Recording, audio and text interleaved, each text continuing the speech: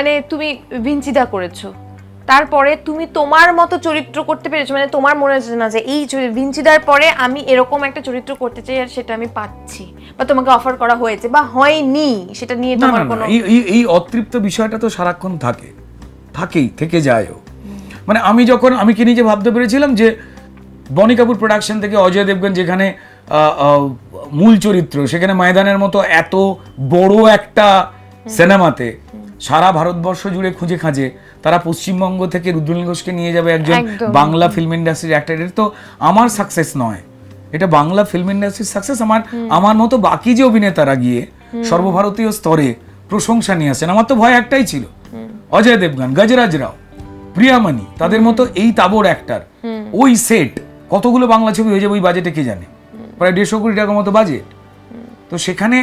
যখন আমি এই তাবড় লোকের সঙ্গে অভিনয় করছি এবং তারা আমার প্রশংসা করছেন, এই প্রশংসা আমার নয়,